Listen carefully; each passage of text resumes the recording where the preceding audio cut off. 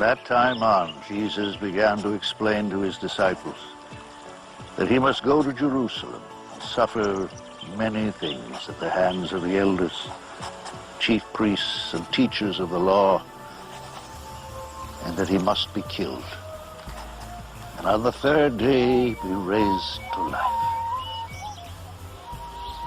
Peter took him aside and began to rebuke him. Never, Lord, he said. This shall never happen to you. Jesus turned and said to Peter, Get behind me, Satan.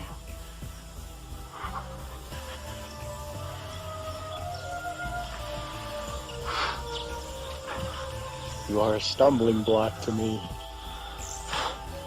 You do not have in mind the things of God, but the things of men.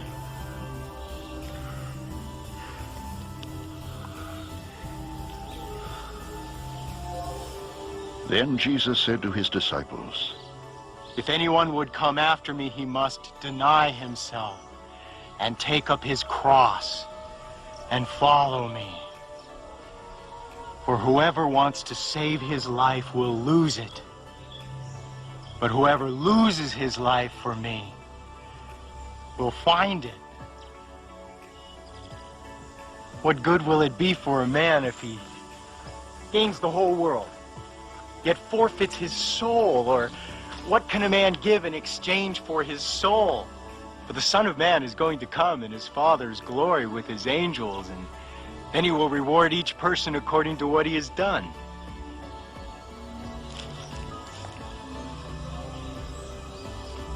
I tell you the truth. Some who are standing here will not taste death before they see the Son of Man coming in his kingdom.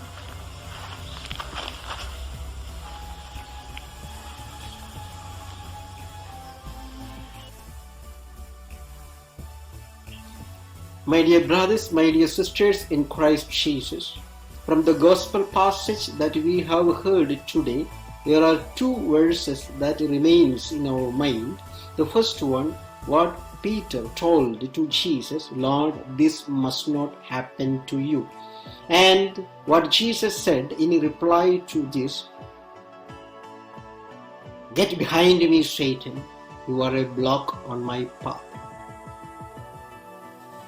Even though for a little time, Peter's love and his presence was perceived by Jesus as presence of devil, presence of Satan. It's not that strange that a person who extends his love and the very presence of that person is perceived as devil's presence, satanic presence in one's life.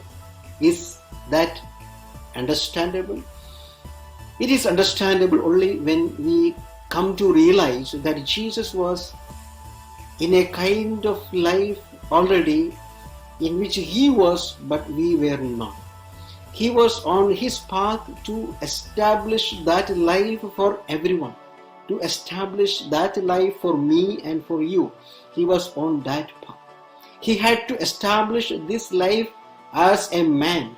He has to establish this life in and through his flesh and blood, which would mean that he will suffer, and he has to suffer to make that life in which he was, to make it for everyone. Suffering was an intimate part of that mission of Jesus. It is on this path Peter is coming and telling Jesus that this must not happen to you. And it is more understandable when we come to realize the vision that Peter has about life, the dream that Peter has. Peter is not alone. He represents all of us. Peter also wants a life in which peace is there, love is there, power is there. Diseases are not affecting any more human person. Where brothers and sisters are not shedding any more tears. Where everything is abundant, everything is sufficient. Where there are no worries. This is the kind of world that Peter wants and he is looking for and he was hoping for. This is the kind of world that we also want, we also long for. And this is what he was expecting from Jesus too. But when Peter was wishing this life, he was within the limits of his mortality. He was within the limits of his grave. He could not imagine life beyond the grave. He could not imagine life beyond death. He could not imagine life beyond mortality. But when Jesus imagined a life for human beings, and Jesus had a vision of life for human beings, he had a vision of peace that lasts forever. The well-being that is forever. Abundance that lasts forever. But Peter's vision of life, Peter's imagination cannot offer a peace that lasts forever. It can offer peace, but not that lasts forever. Peter's imagination and Peter's vision of about life can offer a life in which there are no quarrels and misunderstanding, but for some time, but not forever. That was not the vision of Jesus. The vision of Jesus was eternity. The dimension of the eternal should prevail over human being. Why? Because the life that is in God is a life that is eternally, where peace dwells always, where well-being is always, where everything is abundant and sufficient, where people will not have to look for anything anymore. Everything that you need, everything that you want is already before you. This is the kind of life that Jesus wanted, a life of abundance, a life of intense love, a life of graciousness and power.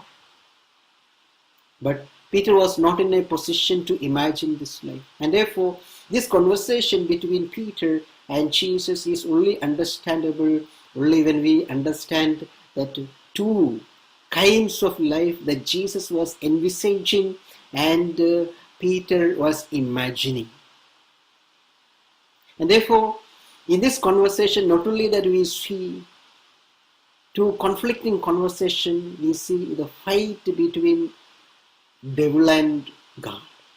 The God and devil is there in that conversation. The devil which tempts human beings to belong to the flesh, because every flesh is coming to a cease by the grave. And if I belong to the flesh, when I come to the grave, I also come to cease. Eternity is not my cup then. Eternity is not my portion. That is not what Jesus wants. Jesus wants for you, for me, a life which lasts. The peace that belonged to that life which lasts. The abundance that belonged to that life which lasts. This is what Jesus wanted. Only when we understand this, we also understand why Jesus called Peter a devil, a Satan. Now, practical implication for our life from this. We must learn to hope beyond the grave. We must learn to hope beyond the sufferings.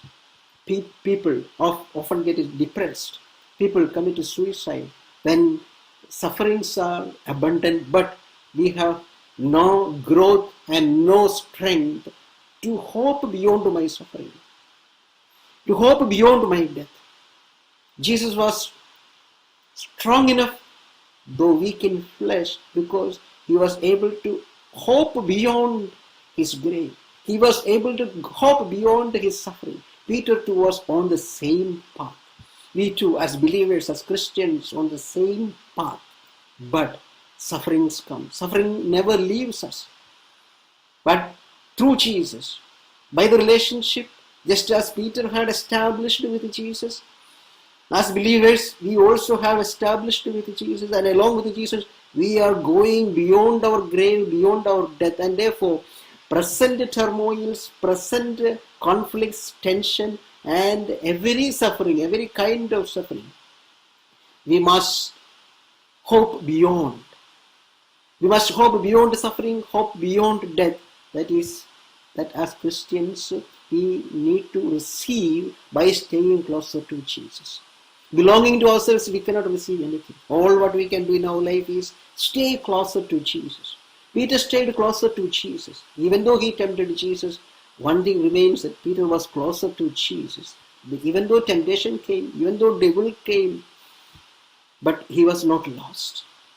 Let us keep ourselves closer to Jesus. Jesus had that trust in his life. It is through trust Jesus went beyond. That my Father who is ahead, he is beyond grave. My Father who is ahead, he is beyond sufferings. The Father who is ahead, he is beyond temptation. Trusting in him, he went ahead. That gave his flesh and blood in the nature of human person, gave him the strength to go beyond.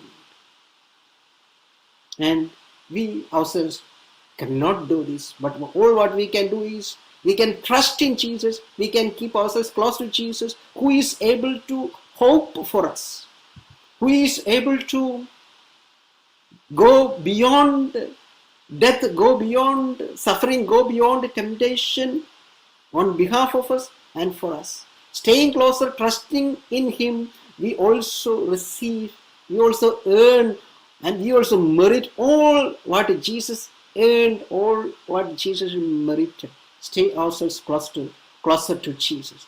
Trust in Jesus so that where he goes, when he goes, we also will go along. God bless.